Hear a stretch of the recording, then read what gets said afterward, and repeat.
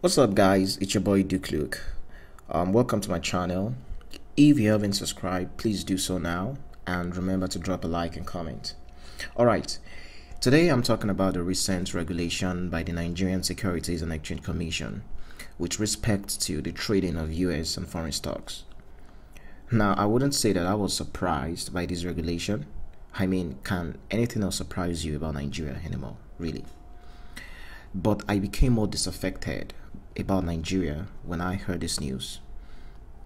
Now, if you didn't know, a few days ago, SEC released a circular directing platforms which allow Nigerians to invest and trade foreign stocks to stop. Of course, they justify this by quoting an existing law which supposedly forbids the investing public from trading securities not registered in Nigeria. It happens that I use one of these platforms to trade American stocks. So, this development is very personal to me. Distraught is an understatement of how I felt about this news. Yet again, Nigeria has done what it knows how to do best, which is to make life hard for its people. After I had time to process the news, I began to ask what exactly could be the game plan of SEC.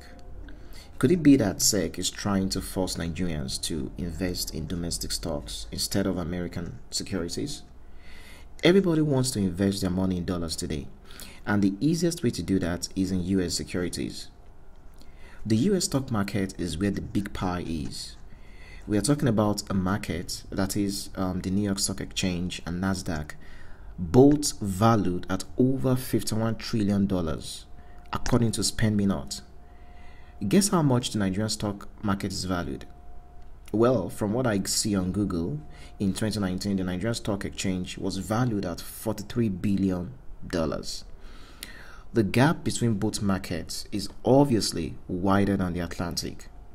The average Nigerian knows very little about Nigerian stocks, but the average Nigerian knows about Apple or Microsoft or Google.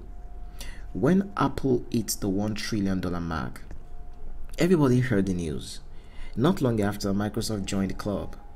Today, we have Google and Amazon each having over $1 trillion market capitalization. Apple is presently valued at $2.23 trillion. Perhaps before the end of the third quarter of this year, Facebook may hit the 1 trillion mark too. What am I trying to say by showing all these numbers? America is where the market is, and the market determines where the money is. For a young person like me, I would rather invest in American securities than in Nigerian securities. That's the truth.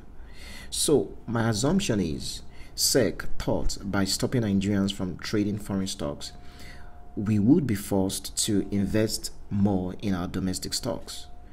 Now, this assumption seems like a reach, and I honestly don't have any objective premise to support it myself. However, this is the closest thing I could come up with. Otherwise, one would argue that the regulation was born out of sheer wickedness against hardworking Nigerians who are trying to better their lot by investing wisely. At least, there are some precedents we can allude to show how Nigeria keeps making life hard for its people. Recall in January when the CBN came up with its regulation against cryptocurrency. That regulation was also personal to me because I had just started trading crypto that very month. For us in Nigeria, we keep fighting innovation while the rest of the world embraces it.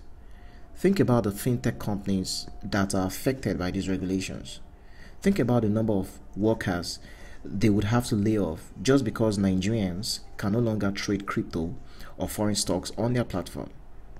What signal is this giving foreign investors? This is the same country that likes to talk about wooing foreign investors in one breath, yet comes up with draconian regulations which are inimical to innovation and growth in another breath. Remember Go-Kada? Hello? If you haven't learned anything, Nigeria is very toxic.